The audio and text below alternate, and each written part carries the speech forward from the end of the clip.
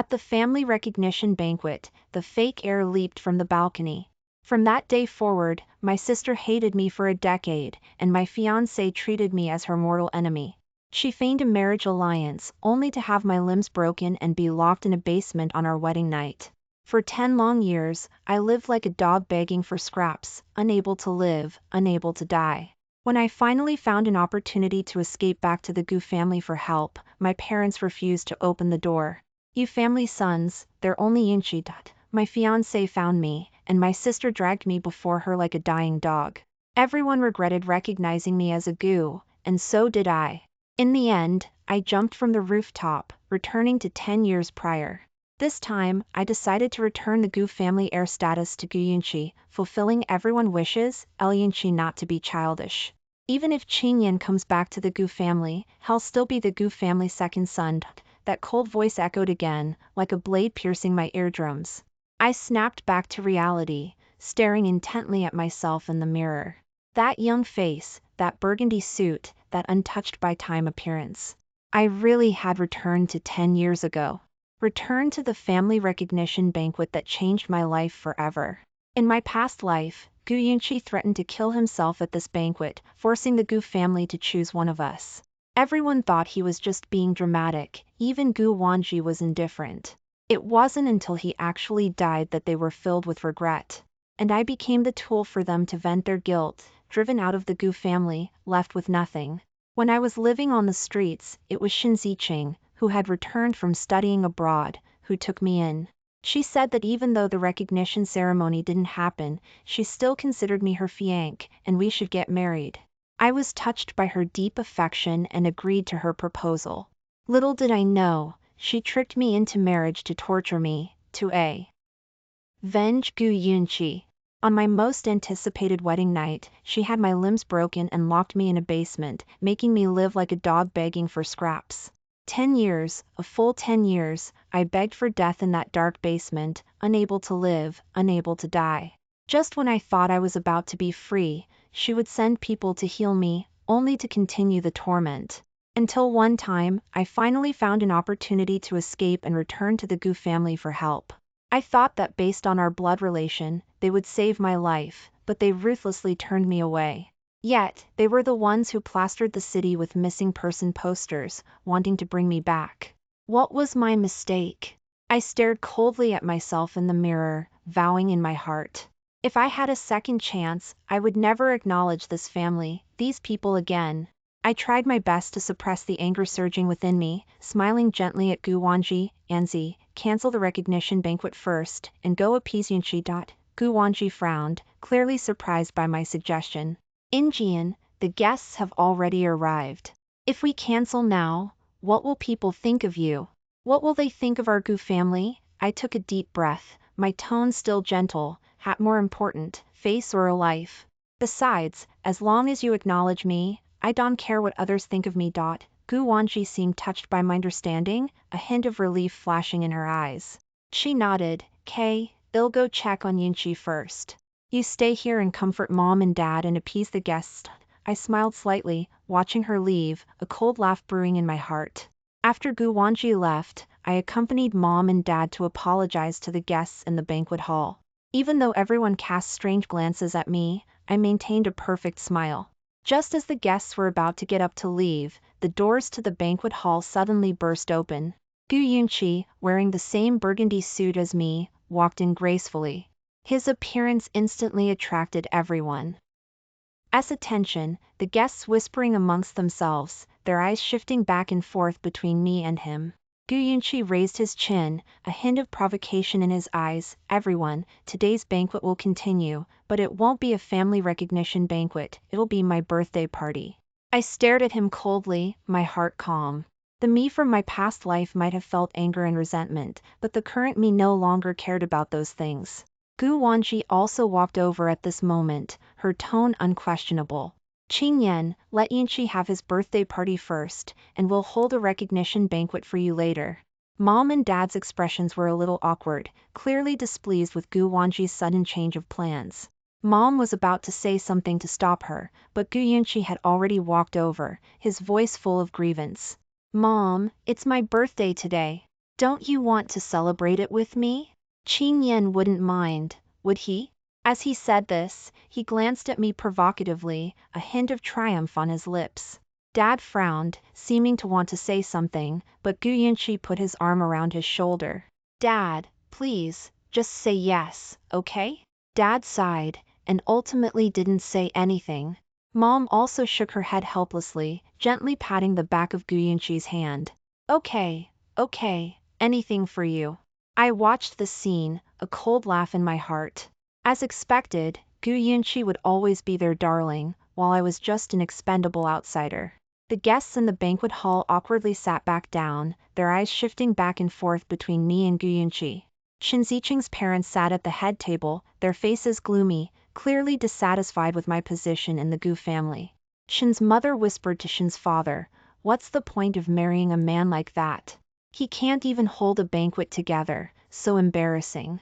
I stood amongst the guests, a faint smile on my face, letting them judge me as they pleased. Anyway, I had already decided to leave, their gazes and comments no longer mattered to me. After the banquet ended, I took the initiative to see Qin Ziqing's parents to their car. Qin's mother gave me a cold look, with undisguised disdain. I smiled slightly, my tone calm, and, let's just forget about the engagement between me and Qin Ziqing. Why not give it to Gu Yunqi instead? Qin's mother was taken aback, then a hint of joy flashed in her eyes. Are you serious? I nodded, of course. Yunqi and Qin Ziqing are a match made in heaven. Qin's father also revealed a satisfied smile. Qingyan, it's really good of you to think this way. Our Qin family will remember your kindness. I smiled faintly, not saying anything more. Watching their car drive away, I turned around to go home, only to be blocked by a black Maybach. The car door opened, and Qin Ziqing got out, walking towards me with a dark expression. She grabbed my wrist, her grip so tight it felt like she was going to crush my bones. Gu Qingyan, what trick are you trying to pull now? I frowned, trying to break free of her hand, but she held on tight. I looked up at her, a hint of mockery in my eyes. Qin Ziqing, what do you mean by this? I'm just fulfilling your wish to be with Gu Yunqi, aren't you happy? Qin Ziqing was stunned for a moment, seeming not to have expected me to say that. A complex emotion flashed in her eyes, and her voice softened. Why? But before she could finish her sentence, she was interrupted by a shout of Sister Ziqing. Gu Yunqi ran out from who knows where. Seeing Qin Ziqing holding my hand, his eyes turned red. Sister Ziqing, how could you do this to me? After saying that, he turned around to leave. Qin Ziqing immediately let go of my hand, chasing after him without hesitation, not even looking at me again. I stood there, rubbing my wrist, which had been reddened by her grip, a cold smile curving my lips. Whether in this life or the last, Qin Ziqing only had Gu Yunqi in her eyes. That night, I started packing my luggage. Since the Gu family had no place for me, why should I stay here? But just as I was halfway through packing, the door was suddenly pushed open. Gu Yunqi rushed in, her face pale with anger. Gu Qingyan, Yunqi's old illness has relapsed, and he's passed out. I looked up at her, staring coldly. So what? How is that my problem? If you hadn't been getting all touchy-feely with Qin Ziqing, Yunqi wouldn't have been so upset that he got sick. Gu Yunqi's voice was filled with suppressed anger. The doctor said that Yunqi's liver is failing and he needs a transplant immediately. And you're the only one who's a match. I was stunned for a moment, then sneered. So, you want me to donate my liver to him? Gu Yunqi didn't answer, but her eyes said it all. I stood up, looking directly into her eyes. Gu Yunqi, what makes you think I'll agree? Gu Yunqi's expression became even uglier. She took a step forward, her voice laced with threat. Gu Qingyan, don't force me to do something I don't want to. Yunqi is our brother, you can't just stand by and watch him die. I took a step back, my heart turning cold. Mom and Dad also arrived at this moment, and I looked at them, trembling. Mom, Dad, is that what you think too? Mom lowered her head, avoiding my gaze. Qingyan, both are flesh and blood, Yunqi is also our child, please save him. The doctor said that most donors can regenerate their liver after having a part of it removed. It'll be okay. I laughed coldly, my eyes filled with despair. What if I'm one of the rare exceptions? What if I die? Would you care? Dad was silent for a moment, and finally sighed. Qingyan, don't be stubborn. This is for Yunqi, and for the Gu family. I closed my eyes in despair. Even after being reborn, it still hurt to hear these words from my own family. Gu Yunqi didn't give me a chance to resist. She took out a syringe filled with anesthetic and unhesitatingly injected it into my arm. A cold liquid flowed into my veins, and my consciousness gradually faded. When I woke up again, I was lying in a sterile hospital room, surrounded by the smell of disinfectant. Sunlight streamed in through the curtains, hurting my eyes. I turned my head slightly and saw Qingyan sitting by my bed, resting her head on her hand, pretending to sleep. Her face was still beautiful and bright, but it made me feel disgusted. Seeming to sense my movement, she slowly opened her eyes, her gaze landing on my face. Qingyan, you're awake. I didn't say anything, just stared at her coldly. But she continued to speak as if to herself. You saved Yunqi. I'll follow through with the engagement and register our marriage, letting you be my husband in name only. But before that, I want to give Yunqi a grand wedding, so everyone will know that he is my one and only. I sneered, my voice hoarse but mocking. You don't have to go to all that trouble. You can just marry Gu Yunqi directly. Qingyan frowned, reached out and grabbed my hand, her voice filled with urgency. Qingyan, don't say such things. I know you both love and fear me, but this time Yunqi is okay, and I'll be good to you too. I shuddered and violently shook off her hand. So, she was reborn too. My emotions completely exploded. Qingyan, don't flatter yourself. I only have hate for you, no love. Qingyan's face turned pale instantly. She opened her mouth, seemingly wanting to say something, but was interrupted by a shout from outside the door. Gu Yunqi burst in, her face full of excitement. Ziqing, Yunqi's awake! Qingyan immediately stood up and rushed out without hesitation. Her movements were so rushed that she knocked off the drip from the back of my hand, and blood spurted out. Gu Yunqi glanced at me, her tone indifferent. Qingyan, don't be childish. Yunqi just woke up and needs someone to take care of him. After saying that, she followed Qingyan out of the room. The door slammed shut, but it couldn't block out the sounds of laughter and joy from outside. I lay alone in bed, my heart filled with endless grief. Perhaps out of guilt, they arranged for me to stay in the most expensive VIP ward. After only a week, I was discharged from the hospital, and Gu Yunqi and Qingyan's wedding was scheduled. They decided to hold a grand beach wedding at the Gu family's seaside villa. On the day of the wedding, the beach was bustling with activity. Guests in gorgeous gowns and suits came and went, smiling and congratulating the happy couple. I stood on a distant reef, turned, and plunged into the raging sea. Gu Yunqi, dressed in a white suit, walked out arm in arm with Qingyan. He looked around and asked deliberately, "Where's Qingyan? Why hasn't he come out to watch the ceremony? He's not still blaming me, is he?" Mom and Dad followed suit, scolding, "That Qingyan, he's so inconsiderate. Today is Yunqi's big day, how can he be so stubborn?" Gu Yunqi frowned impatiently. "I'll go find him." Just then, someone shouted, "Oh no!" Someone jumped into the sea. Qingyan and Gu Yunqi's expressions changed at the same time, and without thinking, they rushed to the beach. A black diamond brooch lay on the rocks by the beach, standing out against the white stones. Qingyan picked up the brooch, trembling, her voice hoarse and desperate. "It's Qingyan. This is Qingyan's brooch." She threw herself on the beach, ignoring the waves crashing against her, and shouted at the sea, "Qingyan! Qingyan!" Gu Yunqi also came over, his face panicked. "Sister Ziqing, Qingyan, how could he?"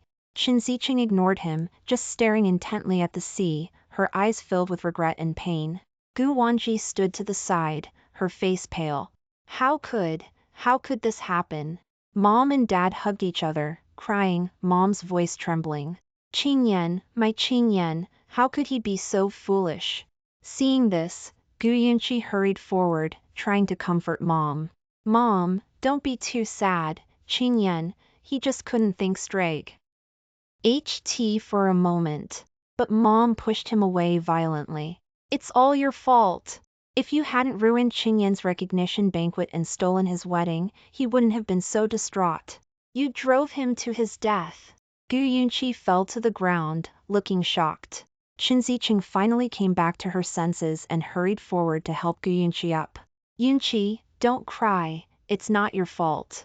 Gu Yunqi also stopped Mom, trying to calm her anger. Mom, calm down. It's not just Yunqi's fault, we're all responsible. But Mom wouldn't listen, tears streaming down her face. My Qingyan, my son. She cried hysterically, and Dad stood to the side, helpless. The entire Gu family was in chaos. At this moment, I was wearing scuba gear, swimming silently to the nearest shore. This was the route I had planned long ago, and my jeep, with a full tank of gas, was parked on the shore. I quickly took off the scuba gear, opened the car door, and breathed a sigh of relief. But just as I was about to start the car, a dark shadow flashed behind me. Before I could react, a white cloth, laced with drugs, covered my mouth and nose. I struggled for a few moments, but quickly lost consciousness. When I woke up again, it was pitch black all around. I tried to move, but found that my hands and feet were tied and I couldn't move. Suddenly, a flashlight beam shone in my face, blinding me. When my eyes adjusted to the light, I saw the person standing in front of me, Gu Yunqi. He sneered, his face full of mockery. Gu Qingyan, you're something else, actually pulling off a trick like swapping out of the shell. Do you know? You've made my life miserable by running away. Mom and Dad are blaming me, now I'm an outcast in the Gu family. Faced with his accusations, I sneered. Wasn't that what he had done to me in my past life? I was just returning the favor. My attitude completely enraged him. His face twisted in anger, and he raised his hand and slapped me hard. What are you laughing at? You messed up my plans, you deserve to die. I turned my head, my face burning, but I still sneered. Gu Yunqi was trembling with anger, and shouted at the door, brothers, help me teach him a lesson. As soon as he finished speaking, all the lights in the factory suddenly came on. The blinding light made it hard for me to open my eyes. When my vision cleared, I realized that this was an abandoned factory. And the brothers Gu Yunqi was talking about were actually the villagers from the mountain where I had been trafficked. They grinned menacingly as they walked towards me, their faces filled with disgusting greed and malice. I was horrified, my heart turning cold. I didn't have time to think. I quickly grabbed a piece of iron from the ground and slashed it across my wrist.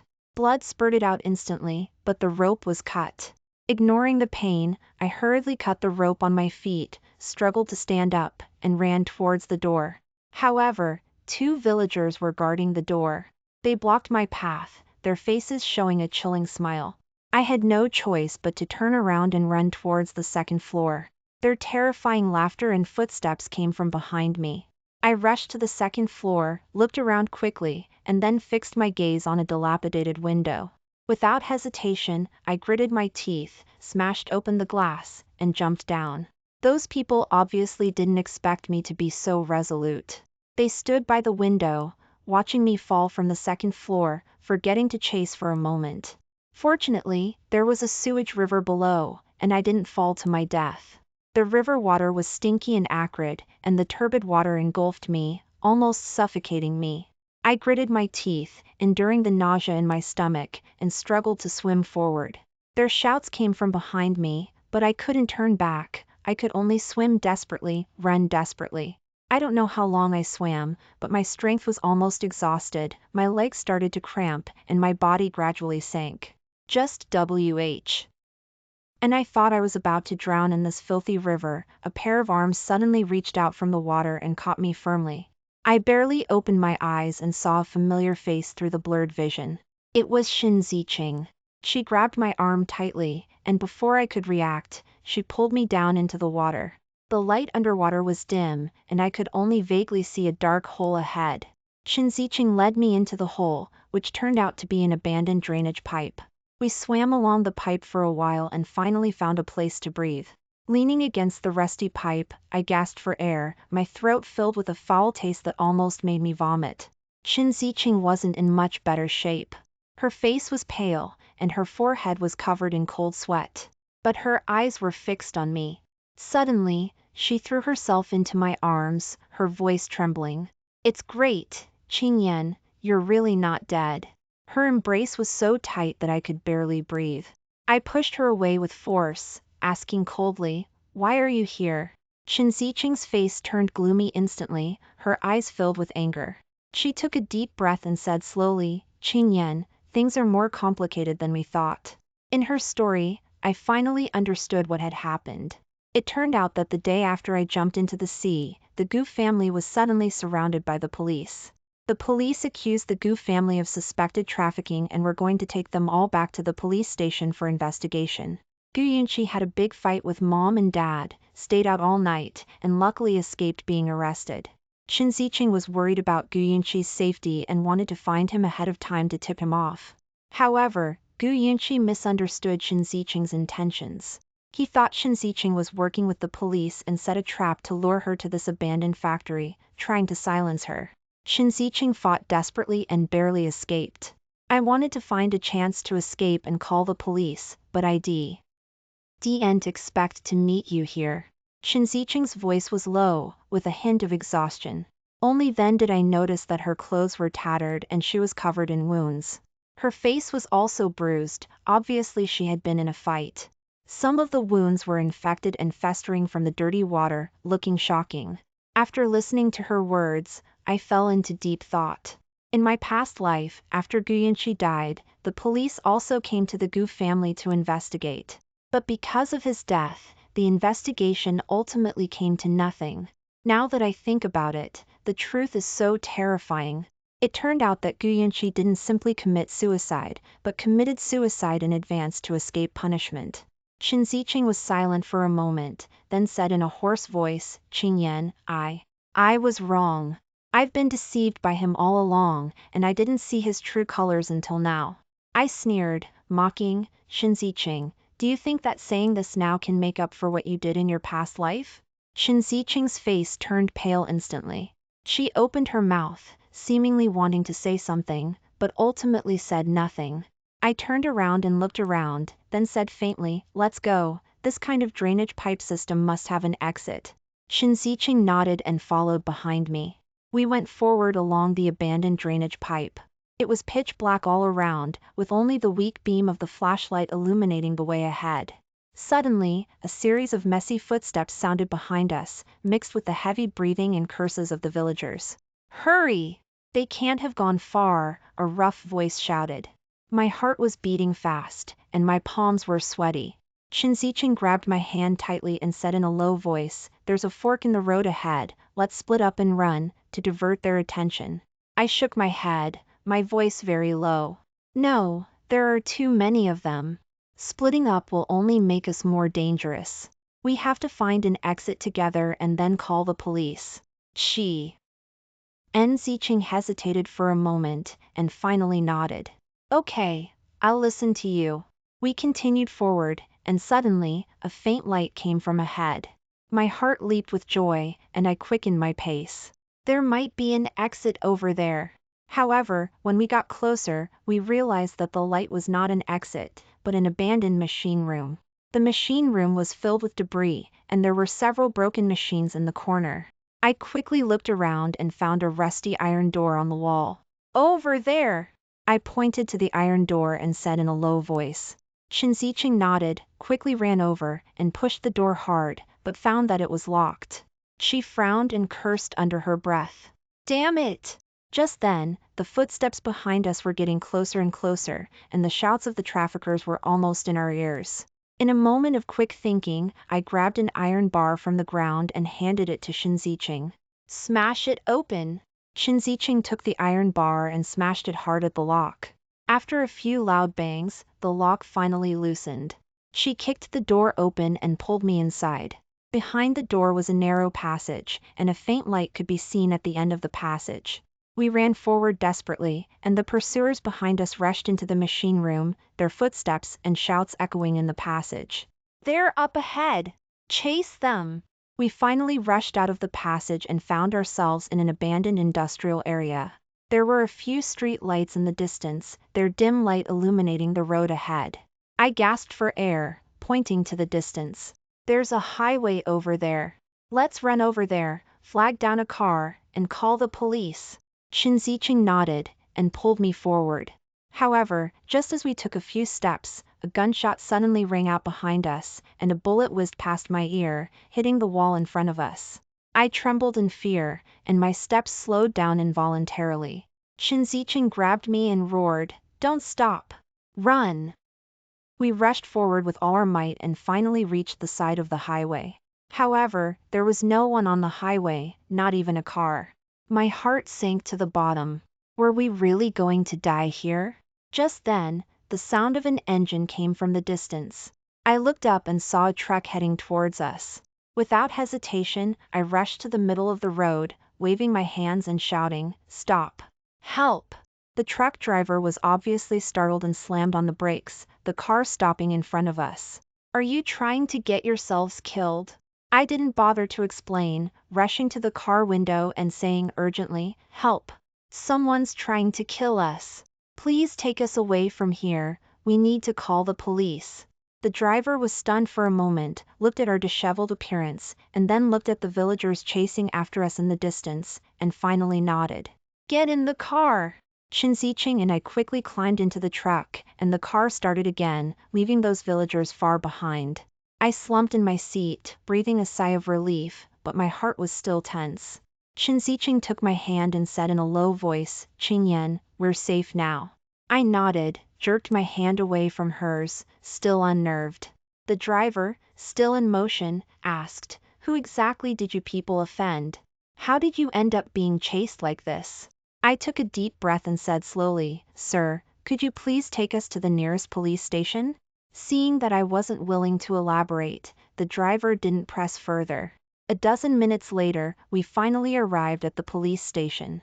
I gave a brief account of what had happened. After listening, the police officer looked grave and immediately organized a team to conduct a raid at the abandoned factory. Qin Ziqing and I were settled in at the station to wait for updates. Qin Ziqing sat next to me, whispering, "Qingyan, I'm so sorry, if it weren't for my initial stupidity, you wouldn't be going through this." I shook my head, my voice calm. "Let me leave when this is over." Qin Ziqing was silent for a moment, her face etched with pain, but she eventually nodded. I looked out the window. The night was dark, but I knew dawn would eventually break. Under police interrogation, Gu Yunqi finally confessed to his crimes. His voice was detached, as if he were talking about something that didn't concern him. I knew about my true identity from a young age. Over the years, I've maintained contact with the villagers in the mountains, helping them to identify single women and children. "And you?" He looked at me through the doorway, a cold smile playing on his lips. "Gu Qingyan, your disappearance as a child wasn't an accident either. It was my biological mother who did it. After she abducted you, she left me at the Gu's doorstep. She knew your parents were desperate for their lost son and would definitely adopt me. And just like that, I enjoyed 22 years of luxury in your house, while you were being tortured alive in the mountains for 22 years. Outside the interrogation room, I was trembling. Knowing the truth and hearing it spoken aloud were two different things. I never imagined that people could be so wicked. Qin Ziqing covered my ears with concern. "Qingyan, don't listen. It's all in the past." Inside the interrogation room, Gu Yunqi suddenly went crazy. "Qin Ziqing, I won't let you touch him.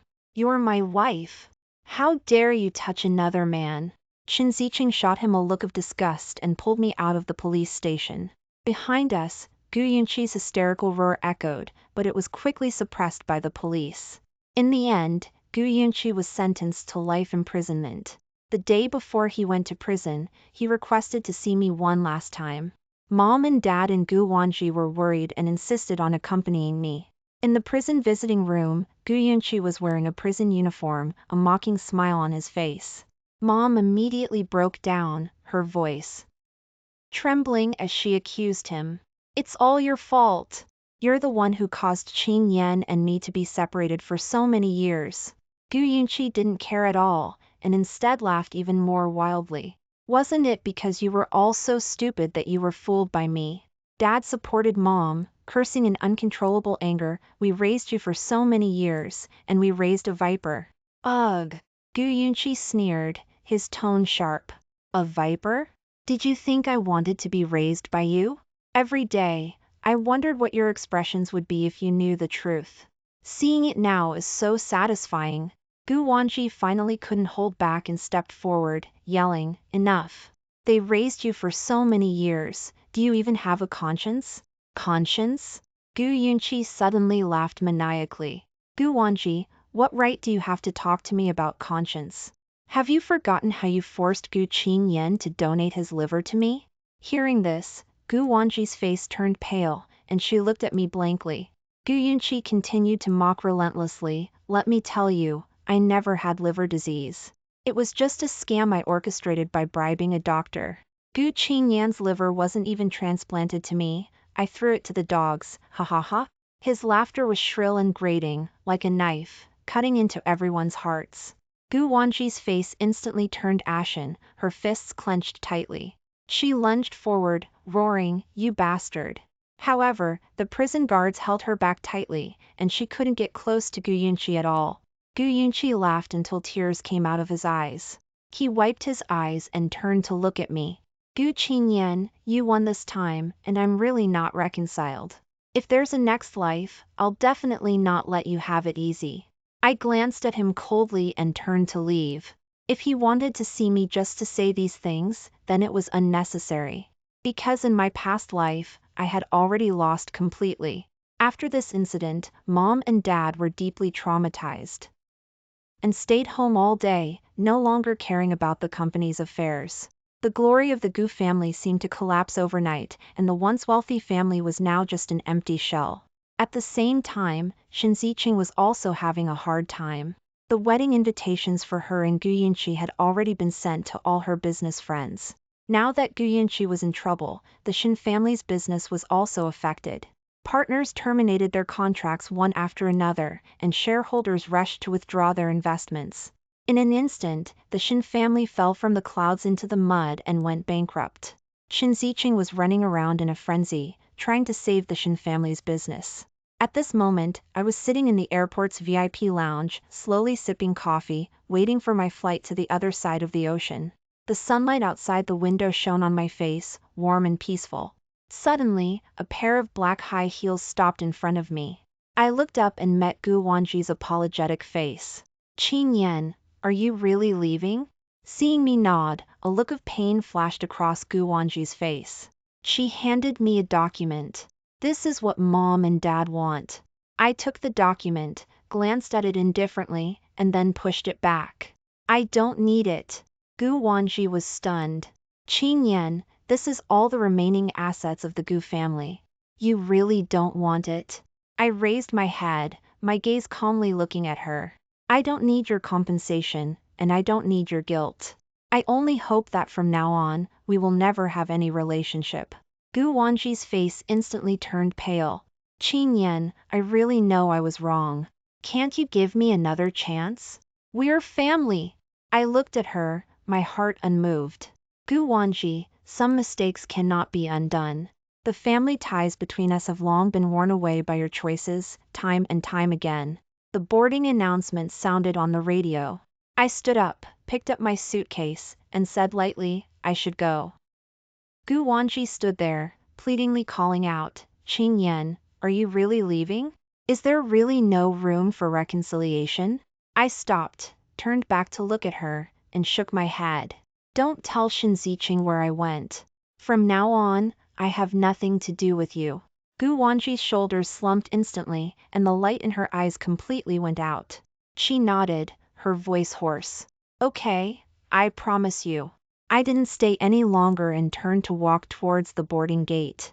Behind me, Gu Yunqi's figure gradually blurred and eventually disappeared from my sight.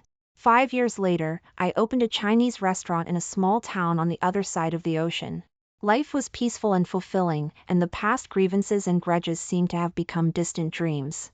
On my birthday, my wife and son insisted on closing the restaurant and insisted on making me a big meal. I enjoyed the leisure, sitting alone in front of the restaurant, basking in the sun. Suddenly, a crisp clinking sound rang out at the door. I got up to check, but found a black diamond brooch on the ground. The brooch was old, and many of the decorations were worn. It was obvious that it had been held and caressed in someone's hand for many years. And this brooch was the one I deliberately threw on the reef that year. Holding the brooch, a complex emotion welled up in my heart. Not far away, a familiar figure flashed past the corner. I looked up, but only saw an empty street. At this time, my son's crisp voice came from inside the house. "Daddy, dinner's ready." I smiled, casually threw the brooch into the trash can at the door, and turned to walk into the house. Coming! Those past pains and regrets had long since disappeared with the wind. Now, my life is complete, with no regrets.